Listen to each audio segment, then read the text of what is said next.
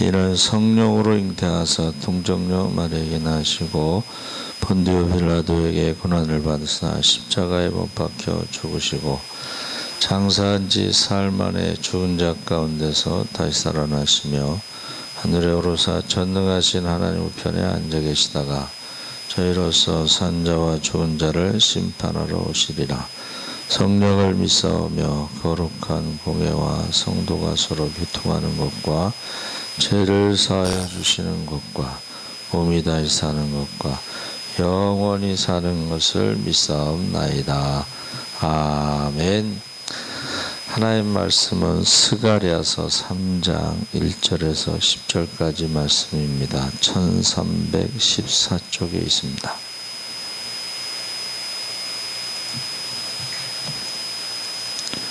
(1314쪽) 스가랴서 3장 1절에서 10절까지 말씀을 다 같이 읽겠습니다.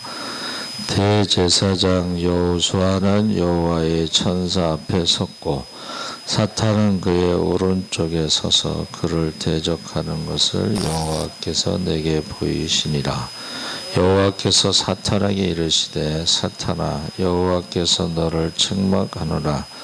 예루살렘을 택한 여호와께서 너를 책망하노라. 이는 불에서 꺼낸 그슬린 나무가 아니냐 하실 때에 여호수아가 더러운 옷을 입고 천사 앞에 서 있는지라.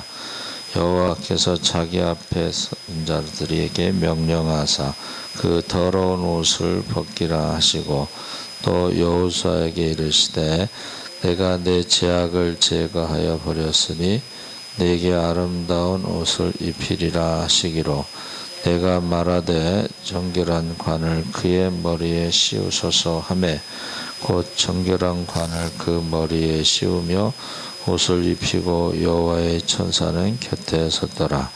여호와의 천사가 여호수아에게 증언하여 이르되 만군의 여호와의 말씀에 내가 만일 내 도를 행하며 내 규례를 지키면 내가 내 집을 다스릴 것이요 내 때를 지킬 것이며 내가 또 너로 여기 섰는 자들 가운데 왕래하게 하리라. 대제사장 여호수아야 너와 내 앞에 앉은 내 동료들은 내 말을 들을 것이니라. 이들은 예표의 사람들이라. 내가 내 종삭을 나게 하리라. 만군의 여호와가 말하노라. 내가 너 여호수아 앞에 세운 돌을 보라. 한 돌에 7 눈이 있느니라. 내가 거기에 새길 것을 새기며 이 땅의 죄악을 하루에 제거하리라. 만군의 여호와가 말하노라. 그날에 너희가 각각 포도나무와 무화과나무 아래로 서로 초대하리라 하셨느니라. 아멘. 할렐루야. 잘 오셨습니다. 감사합니다. 예표의 사람 여호수아. 그래서 저희가 대학원 다닐 때 나이지리아에서 온 철학 박사 학위를 가진 학생이 있었는데 이 본문을 가지고 어떤 총극 그거를 해서 기억에 좀 많이 남습니다. 그래서 지금 시작하자. 늦었다고 생각한 순간이 가장 빠른 때다 라는 책의 저자가 그 이름이요 나카지마 가오루라는 일본 사람인데 상업학교 출신이고 작곡가로 세계 가요제에서 그랑프리를 수상한 바 있고 미국의 다단계 판매 기법 암웨이의 비즈니스로 성공한 인물인데 1년의 매출이 1조 엔을 기록하는 대단한 사람이에요. 1조 엔이라는 것은 제가 뭐 과거에 기억하기는 100배라고 알고 있어요. 100배. 100조를 1년 매출을 하는 대단한 사람인데 그가 한 말 중에 이거면 돼, 이거야만 돼. 둘 다 비슷하지만 이거면 돼라는 말은 타협의 냄새가 풍기고 진지하게 생각한 것도 아니고 찾아보다가 마음에 꼭 들지는 않지만 차선에 머무는 듯한 말이고 잘못된 선택은 인생을 시시하게 만들고 있다. 이거면 돼 이렇게 사는 사람들이 있어요. 그러니까 지금 비대면 예배면 돼 이렇게 말하는 사람. 그래도 비대면 예배라도 드릴 수 있는 게 어디냐 뭐 이렇게 생각하는 사람들이 있어요. 그런데 나중에 후회하게 된다는 것입니다. 결국 비대면 예배로 인해서 예배를 드리지 않는 사람들이 뭐 유튜브를 통해서 예배 드리는 사람이 몇 명이나 되고 헌금하는 사람이 몇 명이나 되고 은혜 받는 사람이 몇 명이나 되고 예수님의 재림을 기다리는 사람이 몇 명이나 되겠어요. 그러니까 우리가 우리 은평제 교회 목사님이 그냥 설교하시는데 불을 토하시더라고. 갈멜산에서 3년 6개월 동안 비가 오지 않은 것은 바알과 아세라를 섬기는 우상 숭배 때문이다. 언제까지 머뭇거리겠느냐. 멋있어요. 예. 갑자기 그 목사님 좋아지게 됐어요. 예.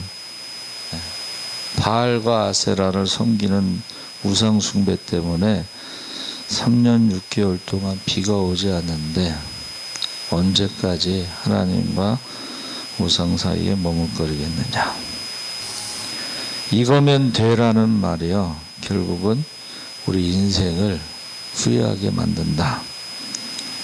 거기에는 감동이 없다는 거예요. 100% 마음에 들어서 선택한 것이어야 감동이 있고, 그 나까지막 가오르라는 분은 인생의 중요한 선택을 할 때는 후회하는 일이 없도록 이거야만 돼 라는 습관을 가지라고 권하고 있어요. 우리가 결혼할 때도 당신이면 돼 이렇게 하는 거하고 당신이어야만 돼 하고 전혀 다른 거예요. 그렇죠? 그래서 예수님의 그 독생자 예수를 우리가 the only one, 유일한 한 사람, 그 only가 붙어야 돼요. 구원을 얻을 만한 다른 이름을 주신 적이 없다는 거예요. 그런데 이제 지금요, 여러분 신학대학에서요, the only one이라고 가르치지 않는다는 거예요. 다른 종교에도 구원이 있다. 그래서 이제 신학은 없어지고 종교학, 그래서 동양 종교를 전국에도 박사학위를 가지고 신학대학에서 가르치는데 다른 종교에도 구원이 있다 이렇게 가르치는 거예요. 그러니까 the only one이라는 말이 없어지는 거예요.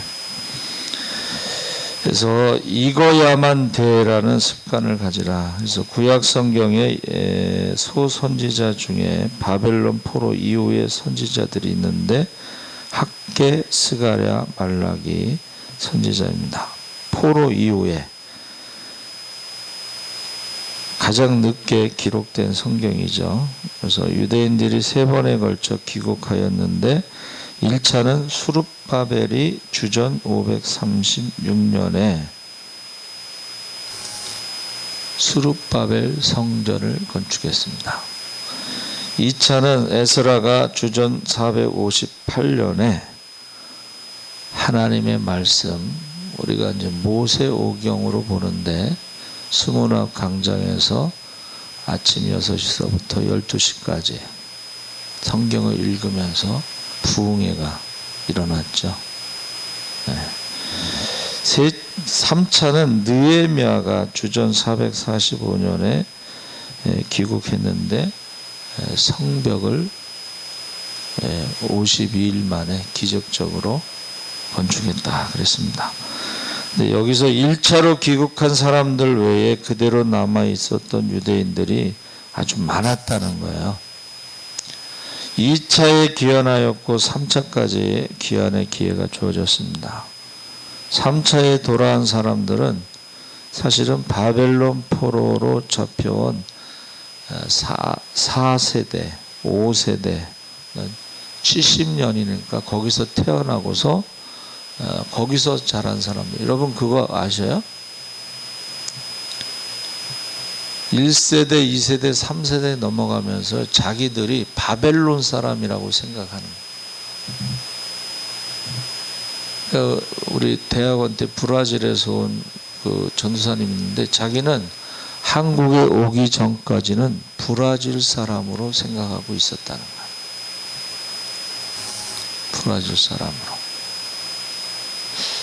참 착해요, 사람이. 만나면요, 뭐든지 줘. 그 은사인가 봐. 아낌없이 만나면 뭐든지 줘요. 그래서 여러분 잘 생각해 보세요. 3차에 돌아온 사람들은 사실 바벨론에 잡혀온 포로의 그 4세대, 5세대 후손이라고 보는데 거기가 고향이고 영원히 살아갈 자기의 나라라고 생각했던 사람들이에요. 그래도 이들이 예루살렘으로 돌아가는 것을 보면 예루살렘이라든지 하나님의 택하신 선민이라는 의미를 조금이나마 알 수 있었습니다. 그래서 귀가 본능 때문이 아니고 하나님의 택하신 백성이라는 생각과 하나님이 우리에게 축복으로 주신 약속의 땅에 살아야 한다는 생각을 가졌는데 그게 뭐예요? 그게 예배를 드리는 거예요. 바벨론에서는 예배 성전이 없잖아요. 바벨론이 더 좋아도 예루살렘보다는 더 좋아요. 거기가. 그런데 이미 유대인들은 또 얼마나 머리가 좋은지 어느 나라 가든지 열심히 살아서 상권을 쥐고 돈을, 부자들이 많아요. 상권을 쥐고 있어요. 그 사람들은요, 정기적으로 모임을 가질 때 그 정보를 공유해요. 돈 버는 거를 공유해. 그러니까 잘 살 수밖에 없어. 여러분도 주위에 돈 잘 버는 사람들이 있어요. 그 사람들하고 같이 정보를 공유하면 100% 부자가 될 수가 있어요.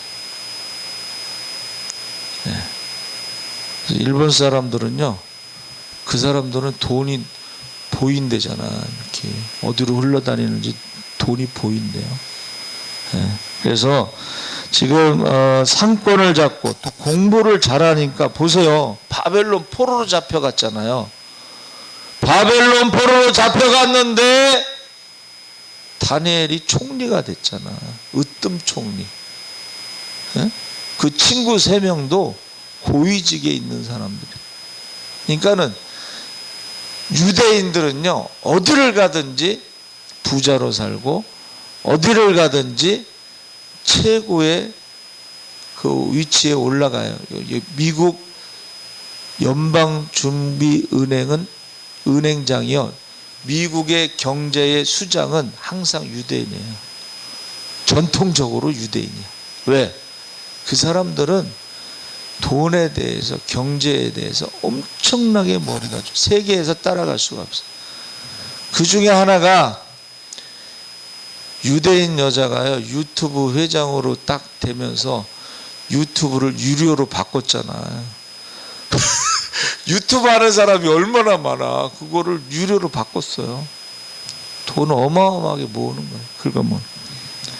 자, 그래서 거기서 바벨론에서 자유롭게 경제활동도 하고 고위 공직에 오르고 상권도 잡고 결혼도 하고 그럴 수 있었는데 그들이 예루살렘은 지금 불안한 상태야. 그렇죠? 나라가 없어. 네? 성전 하나 졌는데 성벽이 없어. 불안해. 그 주 사방에 원수들이 다 있잖아요. 원수들이. 거기 누가 가고 싶겠어요? 근데 거기 가는 소수의 사람들은 한 가지 목표밖에 없어요. 하나님 앞에 예배드리기 위해서.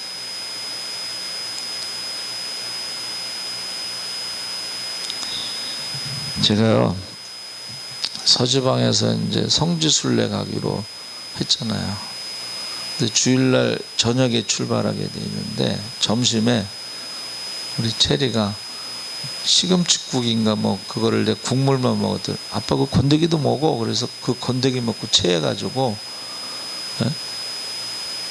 약국에 가서 약을 사오라고 그랬더니 약국에서 이거 좀 안 좋으니까 병원에 가보라고 그랬더니 병원에 갔더니 심장마비로 죽을 수 있다고 그러더라고 의사가. 우리 집사람은 당신이 몸이 안 좋으면 안 가도 된다고 그랬는데 그러면서 약을 2개 줘, 2알. 그걸 심장마비 증세가 일어나면 혓바닥 밑에 놓고 30분 이내에 병원으로 가야 된다. 그래서 기도를 했어요. 한국에서 죽으나 이스라엘에서 죽으나 죽는 건 똑같잖아. 이왕이면 성지에 가서 죽자. 그러면 혹시라도 뭐 순교라고 하지는 않겠지만, 그리고 이제 기도하고 응답받고 간 거예요. 아무 일도 일어나지 않았어요. 그리고 그때 제 생일이었어요. 그 성지순례기. 그래서 이제 한번 이렇게 돈을 내서 이렇게 간식을 제공하는 때가 있어요. 근데 우리 친구 후배가 형네 교회가 큰 교회니까 형 성지순례 가면 한 통 내야 돼. 그러더라고. 네.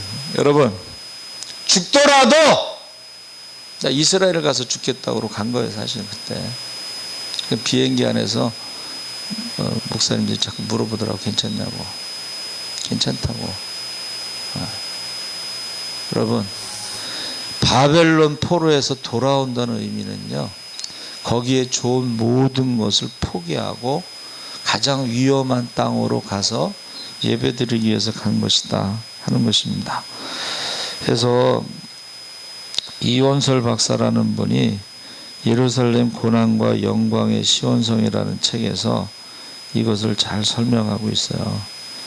예루살렘으로 돌아온 사람들에 대해서 평가하기를 담대하고 가장 헌신적인 정신을 가진 자들만이 감히 그 도전에 응하였다. 그러니까 바벨론에서 돌아온다는 것이 그냥 고향으로 돌아가자가 아니란 거예요. 그래서 우리도 헌신적인 정신을 가진 사람으로 하나님 앞에 서야 합니다. 그래서 바벨론에서 산다는 것은 이거면 돼 라는 식의 인생이었지만 거기 부족함이 없어요. 거기서 성공한 거예요. 사실은 상권을 쥐고 고위 공직에 오르고. 아니 바벨론의 으뜸총리면 더 이상 성공할 게 뭐가 있겠어요. 그래도 그들은 결단을 내리 이거야만 돼. 다른 선택은 안 되고 이거야만 돼. 우리가 하나님 앞에 돌아가서 예배 드려야만 돼. 바벨론에서는 결국 거기 바벨론이 우상 국가잖아요. 바벨론이요 우상의 그 아주 창고 같은데, 백화점 같은데, 세상에 우상이라는 우상은 다 거기 있는 거예요. 그래서 죽어도 예루살렘에 가서 죽어야 한다는 생각을 가지고 하나님 백성은 오로지 하나님의 택하시고 주신 땅에서 살아야 한다는 결단을 내린 것입니다. 그래서 1차 수르바벨과 함께 귀환한 사람들은 먼저 돌아가서 성전을 건축하고 동네마다 회당을 짓고 그리고 자기들의 집을 건축하겠다는 굳은 의지를 가지고 돌아왔다는 거예요. 청교도들도 그렇잖아요. 메이플라워를 타고 반 정도 죽었는데 감사를 했어요. 우리는 죽은 거에 대해서 불평할 수도 있잖아요. 종교의 신앙의 자유를 찾아서 왔는데 왜 죽었냐 이렇게 생각할 수도 있지만, 신앙의 사람들은 뭐예요? 반이나 살아남았으니 참 다행이다. 전쟁에 가서요, 아들 3명이 죽었는데 감사를 하더라는 거예요. 전쟁에서 아들이 3이 죽었는데, 그랬더니 아직 2이 살아있는 거에 대해 감사한 거지, 3명이 죽은 거에 대해서 감사하는 게 아니고 2명이 살아있는 거에 대해서 감사하는 것이라고. 그게 신앙이에요. 그게 믿음이에요. 그래서 거기가 먼 거리예요. 여러분, 스룹바벨이 돌아올 때는 그래도 유대의 총독으로 돌아오니까 좀 힘이 있어서 돌아왔는데, 2차 때 에스라가 돌아올 때는 그냥 학사 겸 제사장이에요. 근데 성경을 읽어보면 뭐라고 돼 있어요? 그 사람들을 데리고 올 때에 군인들을 요청하지 않았다는 거예요. 왜냐하면 너의 하나님이 살아계시면 그 백성을 지킬 것이 아니냐 하는 신앙 때문에 군인들을 요청하지 않았다. 그러니까 그 어린이서부터 4개월 동안요, 밤낮으로 고생하면서 도둑들의 위험 가운데서도 돌아온 사람들이 42,300명인데 한 사람도 낙오된 사람이 없었습니다. 그래서 지금 유대인들이요, 이스라엘로 돌아가는 운동을 하고 있어요. 근데 유대인이라고 그래서 다 잘 사는 게 아니고 비행기 값이 없어서 돌아가지 못하는 사람도 있는데, 그것을 이제 한국의 기독교인들 중에 유대인 귀환 운동을 해서 헌금을 해서 비행기 값을 보내주는 사람들도 있습니다. 그래서 바벨론 지역이 비옥하고 물이 풍부하고 교통이 좋고 번화하고 여러모로 살기 좋은 곳이었지만, 그러나 예루살렘으로 돌아가서 하나님 앞에 마음을 다하여 예배를 드리겠다는 뜨거운 심정으로 돌아왔습니다. 그래서 1차로 돌아올 때 스룹바벨은 정치 지도자였고, 바벨론 이름은 세스바살인데 유대 총독이었죠. 두 번째로는 그 1차로 돌아올 때요, 두 번째로 여호수아라는 대제사장이 함께 왔어요.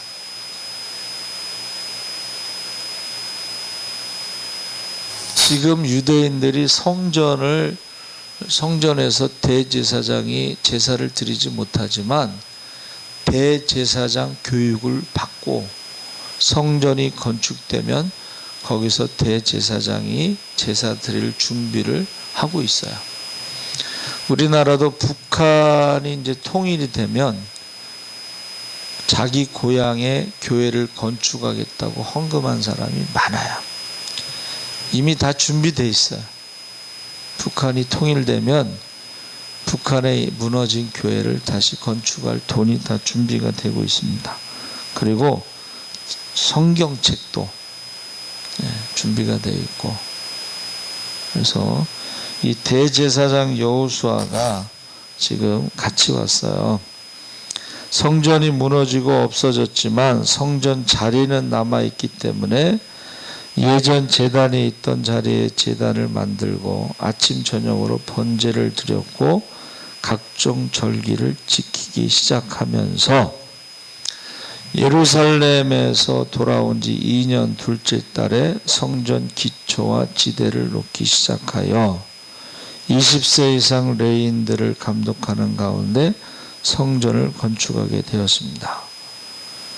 그때에 북부 지역에 사는 혼혈인들이 와서 우리도 너희와 함께 건축하게 하라. 우리도 너희같이 하나님을 찾노라. 아스로 왕 에살핫돈이 우리를 이리로 오게 한 날부터, 그러니까 아수르 제국이 어떻게 했어요? 이방인들을 이스라엘 땅으로 데리고 오고 유대인들은 다른 데로 이주했어요. 그러니까 이방인들이 왔기 때문에 유대인들, 남아있는 유대인들과 이게 혼혈이 된 거야. 그것이 이제 사마리아 사람들이다 이렇게 부르는데, 그때부터 우리가 하나님께 제사를 드리노라. 이 말을 들은 스룹바벨과 여호수아 대제사장은 북이스라엘 족장들에게 우리 하나님의 성전을 건축하는데 너희는 우리와 상관이 없노라. 바사왕 고레스가 우리에게 명령하신 대로 우리가 이스라엘의 하나님 여호와를 위하여 홀로 건축하리라. 왜 그랬을까요? 성전 건축한다는데 우리가 같이 하자 그러는데 그것을 허락하지 않았어요. 왜 그랬을까요?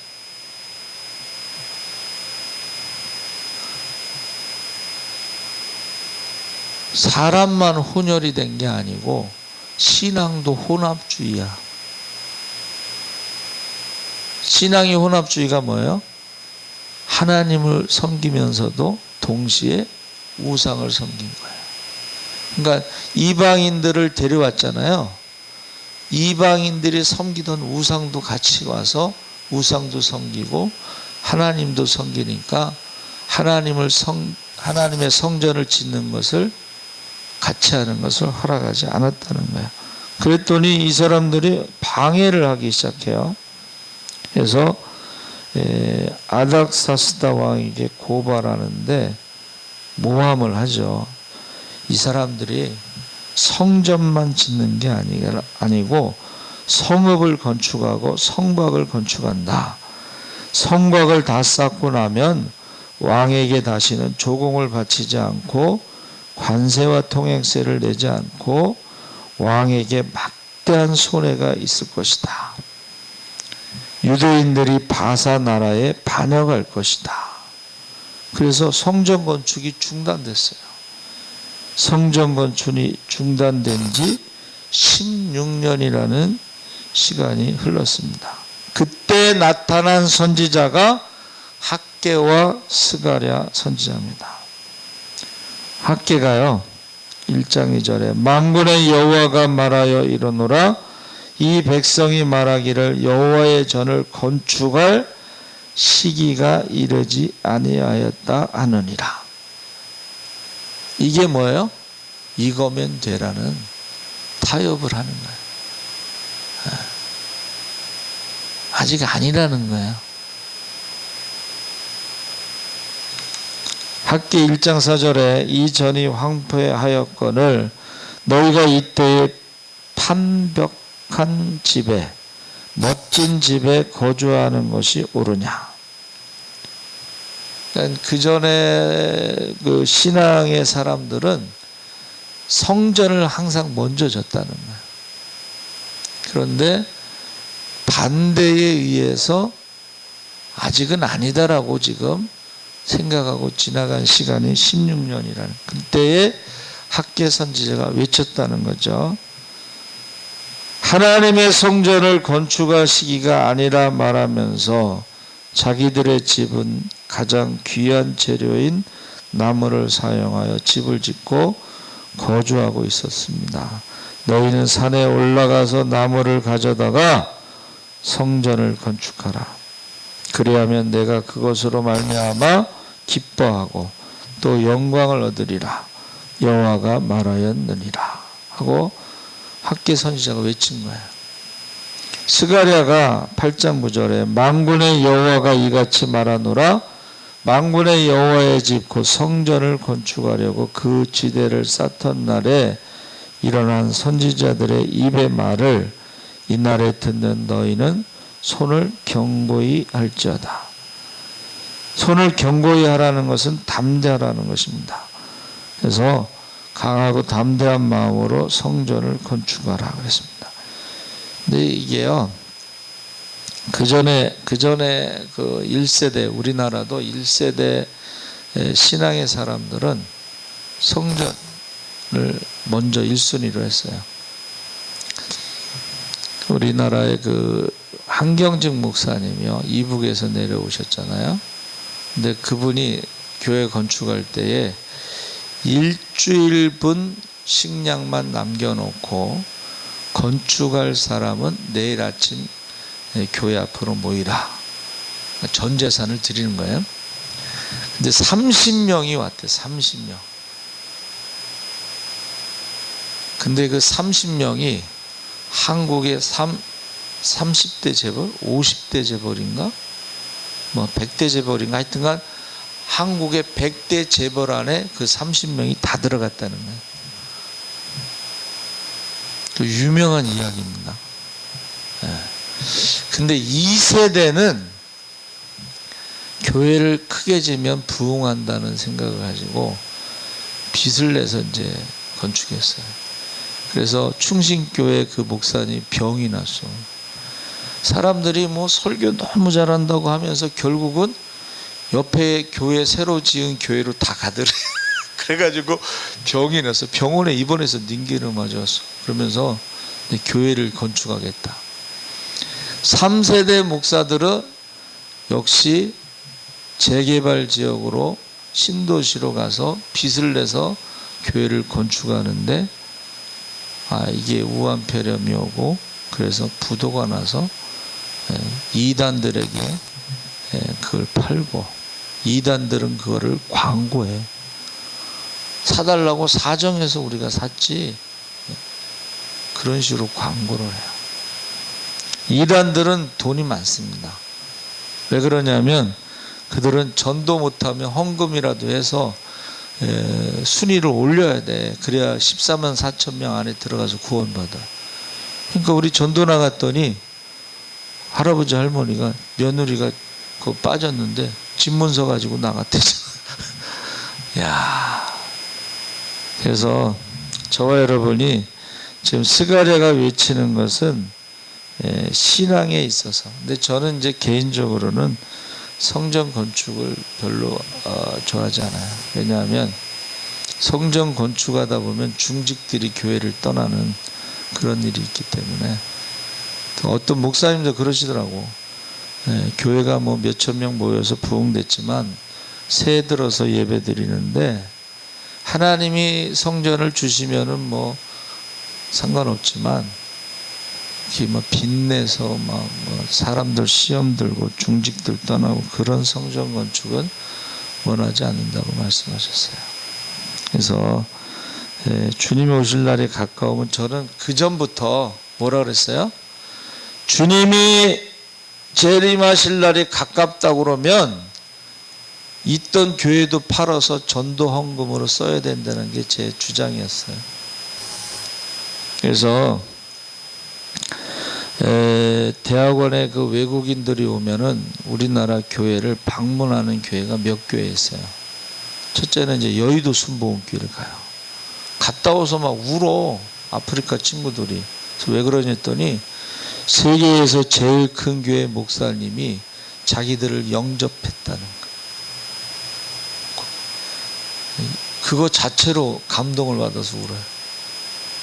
그래서 어느 침례교단 목사님이 그 얘기 하더라고. 자기네는 감히 담임 목사와 밥 먹을 생각을 못한대. 근데 순복음교회는 담임 목사하고 그냥 자연스럽게 밥을 먹는데 그게 부럽다, 뭐 그런 말을 들은 적이 있어요. 두 번째는 전주 안디옥의 깡통교회를 가요.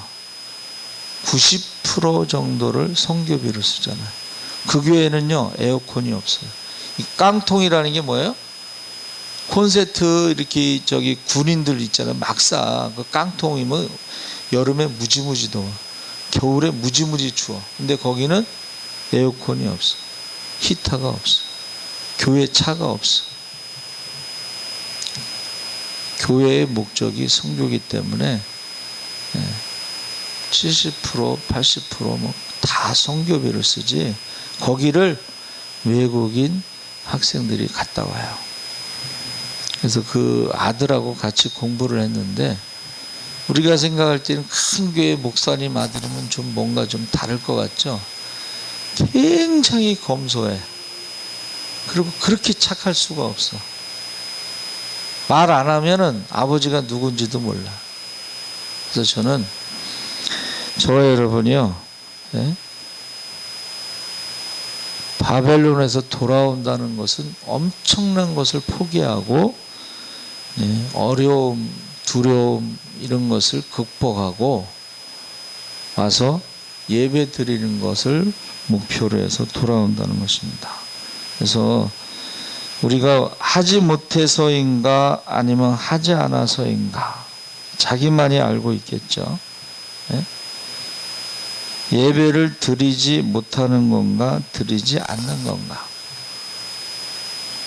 스룹바벨과 여호수아가 신중하고 조심하고 이웃의 방해를 놓고 강서편의 총독들이 주시하고 있고 왕은 중단하라고 조서를 내렸는데 어떻게 성전 건축을 진행할 수 있을까?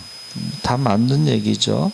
그런데 안일한 가운데 살려는 이기심이 들어있지 않고 하나님의 일에 최우선을 두고 성실함으로 했다는 것입니다.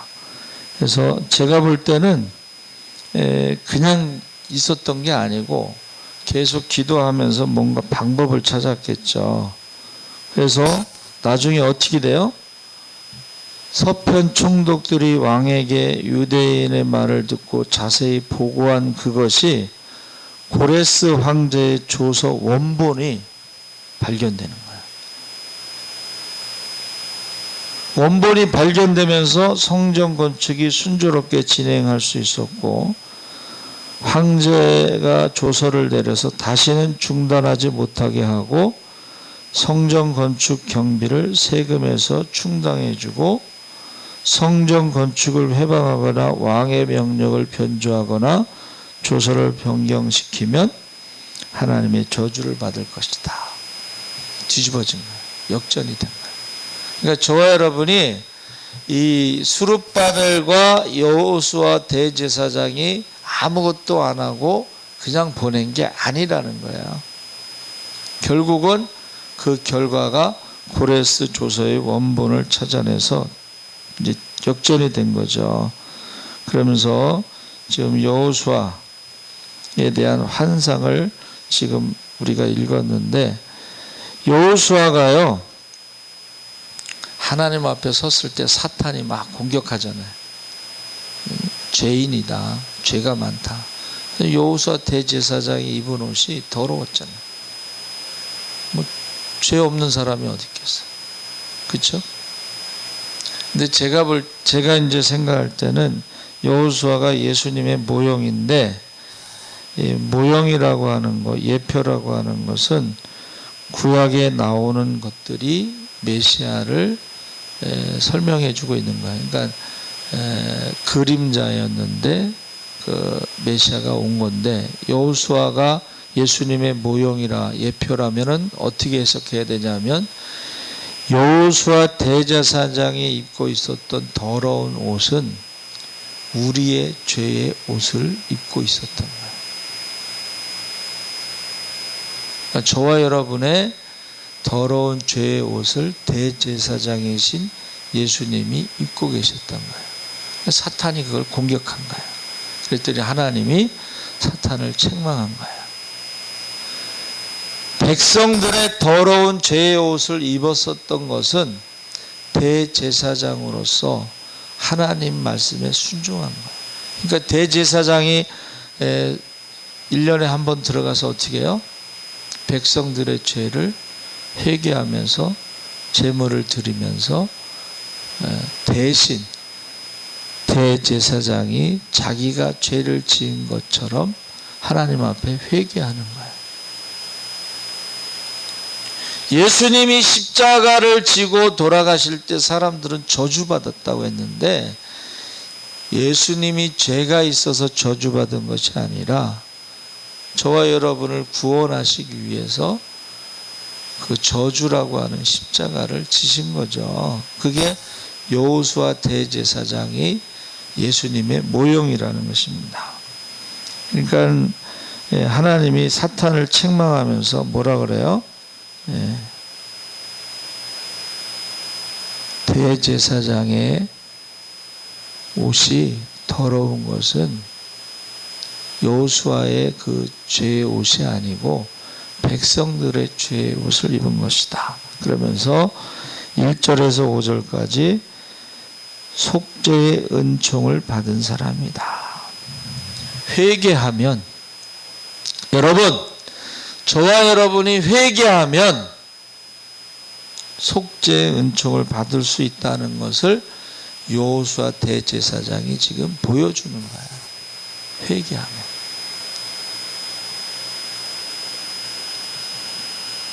죄를 짓는 자마다 마귀에게 속하나니 마귀는 처음부터 범죄함이니라. 하나님의 아들이 나타나신 것은 마귀를 멸하려 하심이니라.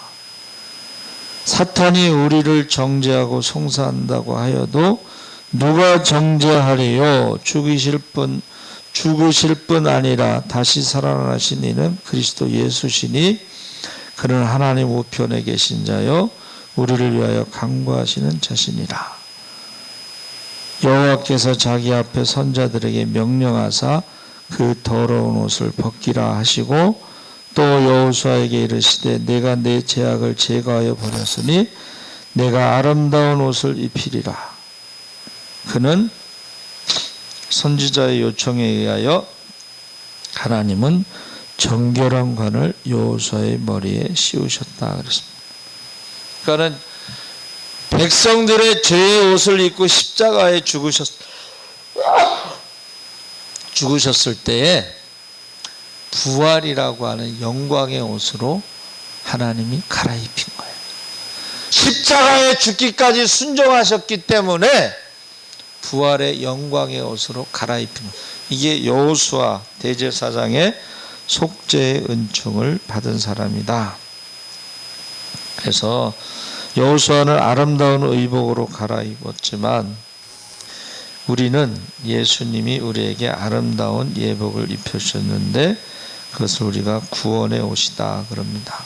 의의 겉옷이다. 하나님 앞에 갈 때에 의의 예복을 입고 갈 수 있도록 우리의 더러운 옷을 벗겨버리신 것입니다. 그래서 예복이 없는 자가요, 잔치에 갔다가 왜 예복이 없느냐 하고 쫓겨나서 술 피우며 이를 갈죠. 예수라고 하는 예복, 믿음이라고 하는 예복, 그 예복이 없는 사람은 어쩌다가 하나님 나라에 어떻게 들어갈 수는 있어도 거기서 쫓겨난다는 것입니다.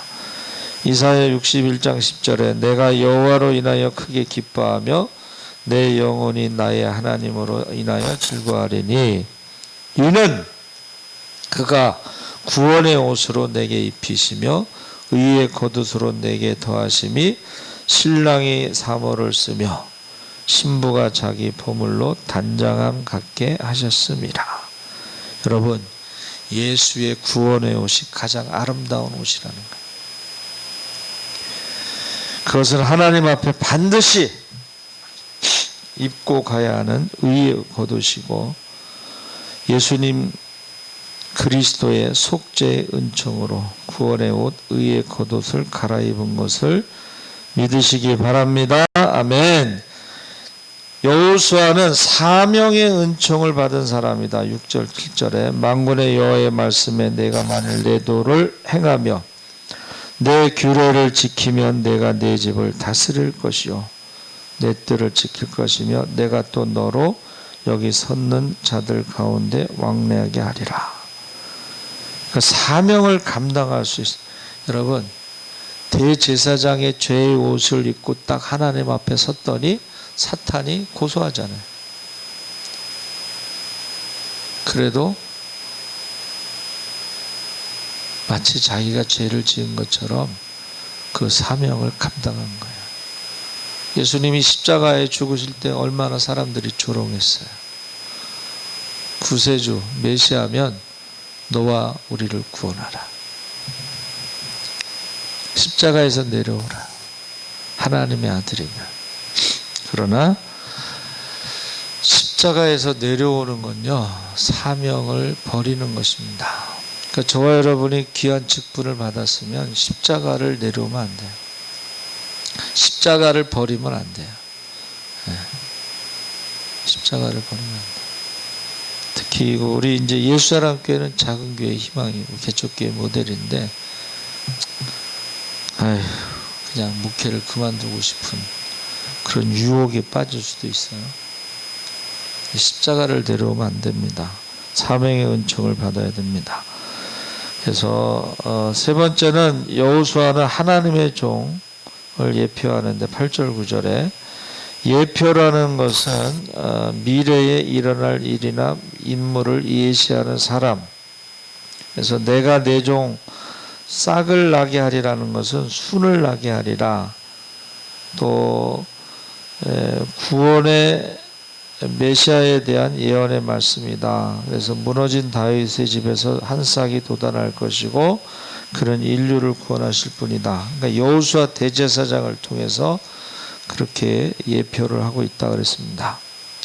그 앞에 세운 돌을 보여주는데 이 돌은 성전의 기초석이고 모퉁이 돌을 의미하고 싹이나 돌이 같은 메시아를 가리키고 그리스도와 그의 교회를 상징하고 있는데 돌에 7눈이 있다는 말은 하나님이 완전히 감찰하신다는 뜻이고 성령 충만히 부어주신다는 것이고 예수 그리스도에게 성령을 충만히 주셨고 나아가 하나님의 교회는 성령의 역사로 진행된다는 말입니다.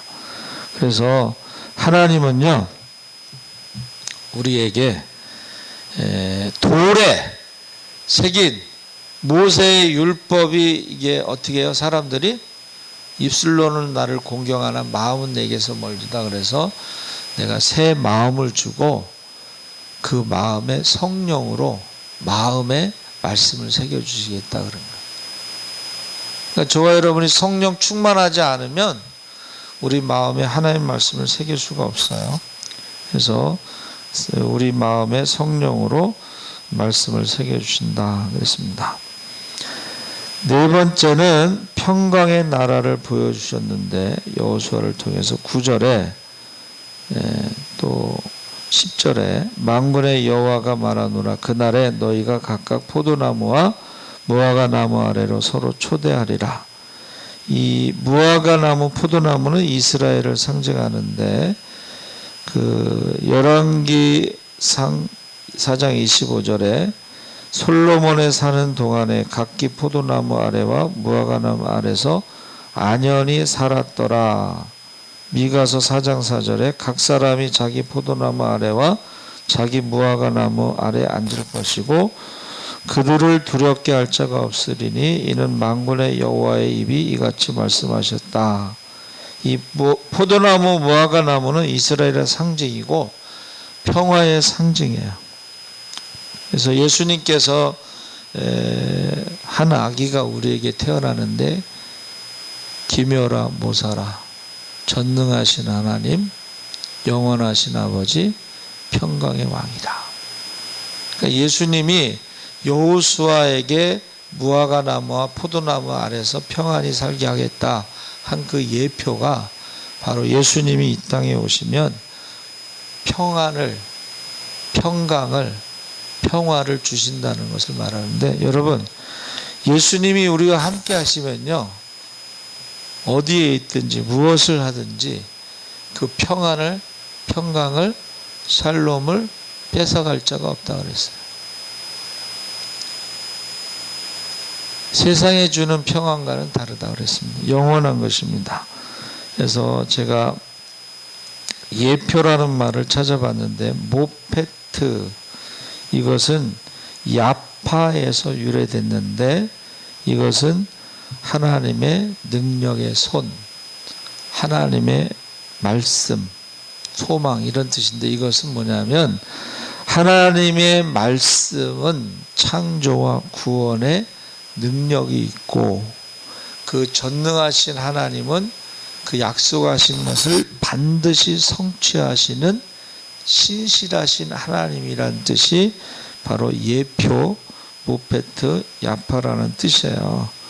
그래서 하나님의 말씀이라고 하고 그것이 성취되지 않는 것이 거짓 선지자의 증거고, 하나님 말씀은 반드시 성취된다는 것이 참 선지자의 증거다 그랬습니다. 그래서 저와 여러분이 이 예표라는 말이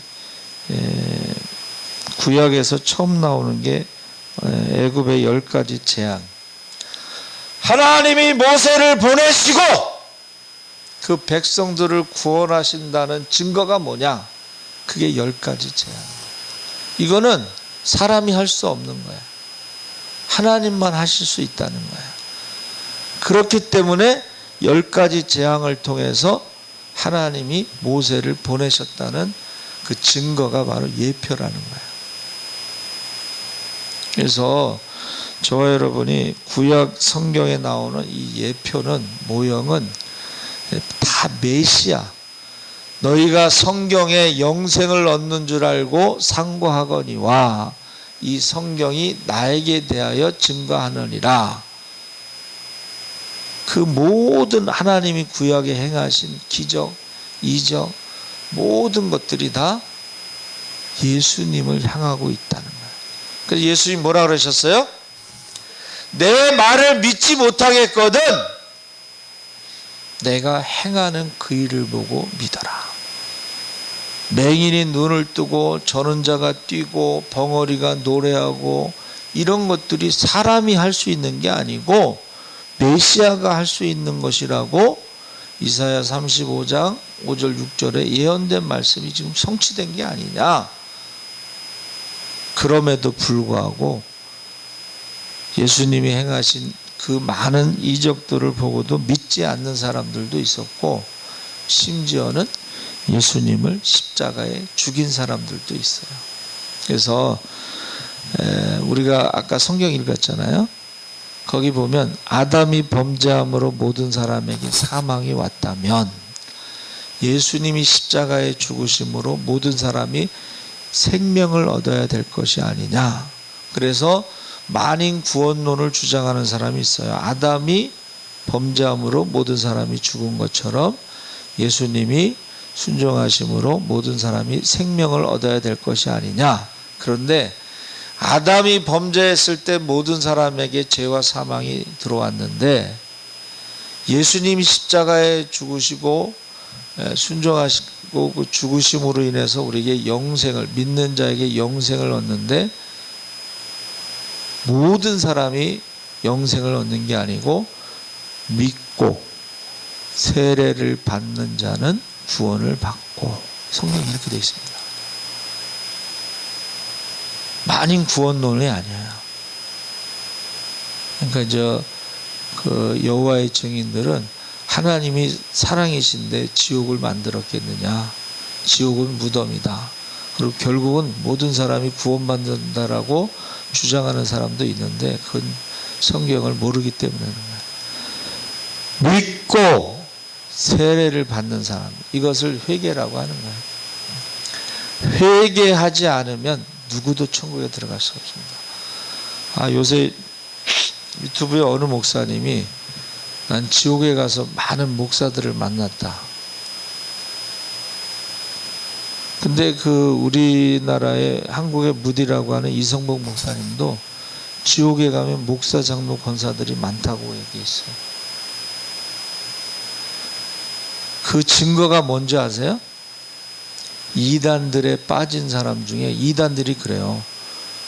목사, 장로, 권사들이 많이 왔다는 거야, 자기네들한테. 그래서 가끔 PD 수첩에서 이단들의 모임을 이렇게 쫙 보여주면은 거기 중도 앉아있고 신부도 앉아있고 목사도 앉아있어. 거기 이단들이 거기 앉아있다니까. 그러면 지옥에 가면 그런 사람도 많겠죠. 제 친구가요, 이사를 했는데 집들이 한다고 저보고 오라고 그래서 갔어요. 근데 얘가 한신대학원을 다녔는데, 한신대학원은 이제 데모 많이 하는데 아시죠? 자, 친구 2명이 있었어. 그러니까 이사간 그 친구하고 와이프하고 그 다음에 다른 친구하고 이렇게 3명 있는데 제가 갔거든요. 저녁을 먹으면서 야, 너 하나님이 계신 거 믿냐? 이렇게 물어봤어요. 난 믿는다고 그랬어. 천국과 지옥이 있는 걸 믿냐고 물어보더라고. 난 믿는다 그랬어. 그 말은 뭐냐면 자기는 안 믿는다는 얘기잖아요. 그 친구가요, 수원에 있는 작은 개척교회 한 30명 모이는 교회에 갔어요. 근데 갔는데 몸이 안 좋아가지고 병원에 입원했어요. 루푸스병. 제가 40일 이제 금식 기도 끝나고 보호식 하는데 저보고 병원에 이제 입원해 있으니까 저보고 주일날 2주 동안만 설교해달라고 그래서 제가 갔어요. 이제 오전 예배 드리고 점심 먹고 오후 예배 드리고 오는데 그 사모가 목사님 다음 주에는 오지 마세요. 난 이제 왜 그런지 몰랐지. 근데 이제 나중에 저를 소개해 준 그 목사가 그래. 교회 간 지 얼마 안 됐는데 그래서 이제 그 교회를 이렇게 조금 담임 목사로서 이렇게 딱 자기가 자리 잡기 전에 제가 가서 40일 금식 기도하고 설교했으니 또 얼마나 뜨거웠겠어요. 그러니까 신자들 반응을 딱 보고 사모가 다음 주에 오지 마세요. 그 다음 주에 그 친구가요, 주일날 병원에서 나와서 설교하고 죽었어요. 하나님 무섭습니다. 하나님이 없다고 했잖아요. 그래서 제가요, 그 친구의 죽음에 일조를 한 거야. 거기 가서 눈치 없이 그렇게 뜨겁게 설교하면 어떻게, 그냥 적당히 설교했어야 되는데 너무 뜨겁게 설교를 했더니 신자들의 반응을 보고 사모가 다음 주에 오지 말라 그랬어요. 여러분, 정말 하나님이요 살아계십니다. 예수님이 어느 날 갑자기 쫙 나타난 게 아니고 구약의 많은 사람들을 통해서 메시아의 모형을 보여주시고, 이삭이 번제단에 올라가서 살아서 내려왔잖아요. 원래 번제단에 올라가면 살아서 내려오는 게 아니야. 죽는 거야. 예수님이 십자가에서 죽으셨잖아요. 그게 번제단에. 근데 부활하셨잖아요. 그러니까 이삭이 번제단에 올라간 것이 죽기까지 순종한 모형이 되는 거예요. 모형.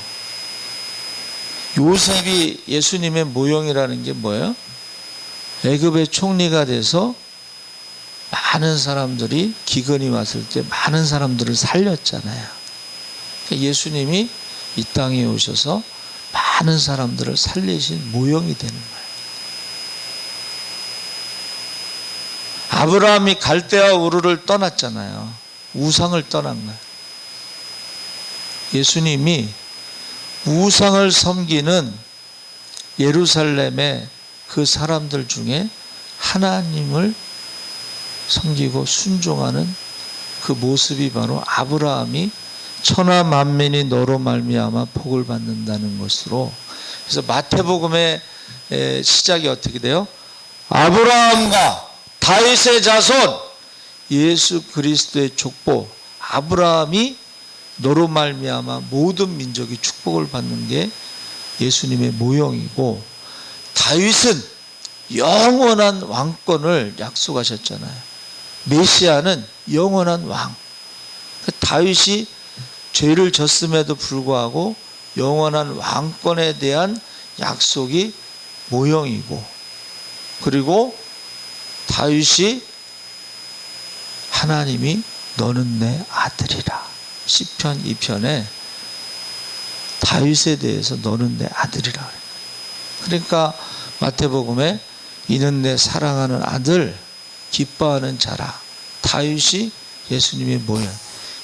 완전한 인간은 아니지만 너는 내 아들이라고 한 그 약속이 바로 이는 내 사랑하는 아들, 기뻐하는 자라고 하는 다윗이요 죄를 졌지만 회개를 철저히 하게 철저하자. 눈물로 침상을 띄웠어. 밤마다 그 심장이 자기를 교훈했다고 그랬어요. 그러니까 메시아의 모형이 구약 성경 전체에 있기 때문에 이 성경이 나에 대해서 증거한다 그랬어요.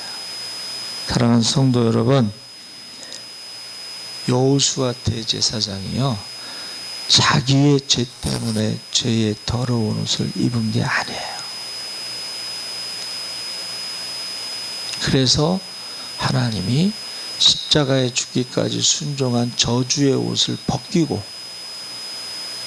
부활의 영광의 옷으로 갈아입히고 모든 믿는 자에게 예수의 옷을 입힌다는 거예요.